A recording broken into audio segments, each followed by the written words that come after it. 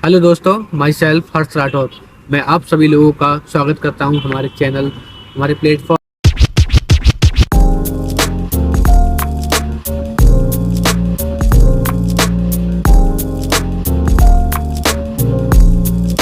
Martial प्रशांत वर्मा।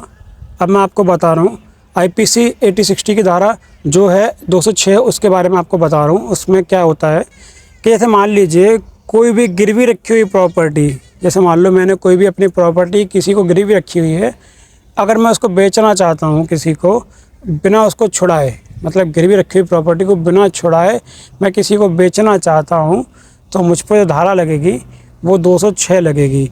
अब इस धारा को एक एग्जाम्पल लेकर समझते हैं जिससे आपकी समझ में आसानी से आ सके। मान लीजिए कोई भी प्रॉपर्टी है मेरी, मैंने उसको बैंक में गिरवी रख दिया और वहाँ से मैंने 5 लाख रुपए का लोन ले लिया। ठीक है दोस्तों, अब 5 लाख रुपए का लोन ले लिया और उस पैसे को मैंने इन्वेस्ट कर दिया अपने किसी काम में। वो पैसा मेरा डूब गया। अगर वो पैसा मेरा डूब गया और जो मेरा प्रॉपर्टी था वो मैंने बैंक के पास ऑलरेडी रख ही दिया था, अब मैंने क्या किया कि अपनी चालाकी दिखाई और चालाकी के साथ साथ गिरवी रखी हुई प्रॉपर्टी को दूसरे एक आदमी को बेचने की कोशिश की। मुझे पता है, मुझे ये चीज़ पता है कि जो प्रॉपर्टी है वो गिरवी रखी हुई है मेरी। उसके बाद भी मैंने चालाकी दिखाई और चालाकी दिखाने के साथ साथ किसी दूसरे आदमी को वो प्रॉपर्टी बेचने की कोशिश की।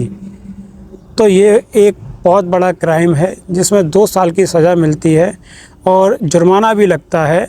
और इसमें जो धारा लगती है दोस्तों वो 206 लगती है। तो दोस्तों अभी जो मैंने आपको सेक्शन बताया था वो 206 बताया था, जिसमें आपको बताया गया था अगर कोई भी गिरवी रखी हुई चीज़ को हम बेचना चाहें तो उसमें जो हमें सज़ा मिलती है वो सेक्शन 206 के अकॉर्डिंग मिलती है। अगर मैं अब आपको बताऊं कि 206 में आपको वर्णन बताया था मैंने, जो भी धारा थी उसमें बताया था बेचना, अब मैं बता रहा हूँ खरीदना।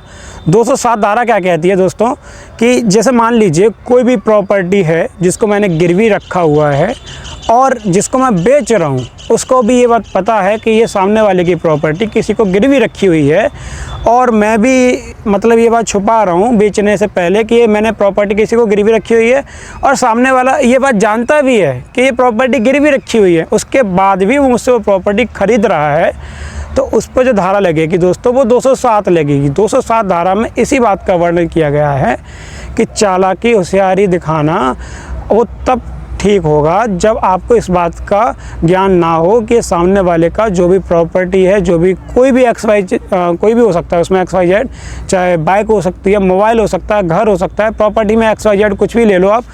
अब इसी को लेके मैं आपको बता रहा हूँ, जब 206 की धारा जब ये बता दी आपको कि मैंने चालाकी से उसको बेचने की कोशिश की, तब मेरी इसमें जो सज़ा मिल रही थी वो मुझे मिल रही थी। लेकिन अब जो धारा दूसरे पे अप्लाई हो रही है, मतलब जो खरीद रहा है, ये जानते हुए भी कि हमारी जो प्रॉपर्टी है वो किसी को मैंने पहले से ही गिरवी रखी हुई है, वो फिर भी मुझसे ख़रीद रहा है, तो उसमें जो उसको सज़ा मिलेगी वो 207 के अकॉर्डिंग मिलेगी। उसमें उसको जो सज़ा जो उसमें क्या कहते हैं, जो उस पर पेनल्टी लगेगी वो 2000 रुपये की पेनल्टी लगेगी और उसको सज़ा मिलेगी वो 2 साल की सज़ा मिलेगी। तो दोस्तों अभी आपको प्रशांत सर के द्वारा सेक्शन 206, 207 आईपीसी 1860 के बारे में बताया गया है। उसी सीरीज में हम आगे डिस्कस कर रहे हैं सेक्शन 208 आईपीसी 1860 के बारे में। तो दोस्तों सेक्शन जो हमारा 208 है वो हमें ये बताता है, वो हमें इस बात से अनिवार्य कराता है जो भी कोई चीज़ है, कोई घटना है, उससे वो कितनी अनिवार्य है, कितनी जो है वो उसका क्या मापदंड है, ठीक है ना। तो इसका इसमें जो बताया गया है वो कुछ इस तरह से बताया गया है। यदि कोई आरोपी है, ठीक है ना, वो कोई क्राइम करता है, क्राइम करने के बाद वो क्या करता है, क्राइम करने के बाद वो सुप्रीम कोर्ट या कोई भी कोर्ट में या किसी लोक सेवक के समकक्ष जाने के बाद सब वहाँ पहुँचता है। वहाँ पर जाने के बाद जो उसने कृतकार किया है, ठीक है ना, अपराधी ने जो कार्य किया है उसका कार्य को रोकने के लिए कोई आदेश पारित करता है या कोई डिक्री आदेश डिक्री को आगे करता है, पारित करता है, या किसी व्यक्ति के द्वारा, कोई एक व्यक्ति है उसके द्वारा कोई 2 व्यक्ति हैं, एक व्यक्ति ऐसा है जिसने कोई क्राइम नहीं किया है और एक वो व्यक्ति है जिसने क्राइम किया है। अब व्यक्ति जिसने कोई क्राइम नहीं किया है और वो अगर ये बोलता है कि जिस व्यक्ति ने क्राइम किया है और उसके लिए उसके फेवर में जाता है या उसके फेवर लेता है, ठीक है ना, या उसका जो फेवर है यानी उसके पक्ष में बोलता है या उसके जो क्राइम किया है, जो उसका कृतकार है उसमें जो न्यायालय द्वारा जो कार्रवाई है उसके प्रति हस्तक्षेप करता है या उसको जो सज़ा से रोकता है, ठीक है ना, यानी कि उसको जो सेकंड पर्सन है उसे सेफ बचाता है। तो जो बचाने की जो उसकी जो प्रणाली है, जो भी उसकी जो वो है सिस्टम है, वो मतलब कि वैलिड नहीं होगी, वो एकदम कानून के खिलाफ होगी, क्योंकि वो इस परिस्थिति में सेकंड इंसान को नहीं बचा सकता है। तो दोस्तों इसके बाद सेक्शन आता है हमारा सेक्शन 209, सेक्शन 209 IPC 1860 का है। वो हमें ये बताता है जब कोई कपटपूर्वक या कोई बेईमानी के आशय से किसी व्यक्ति के लिए कोई गलत इन्फॉर्मेशन देता है न्यायालय में, ठीक है ना, उसे किसी प्रकार की क्षति पहुंचाता है और उसे झूठा होने का दावा करता है, जबकि वो व्यक्ति इन सब बातों से दूर दूर तक उसका कोई संबंध नहीं होता है।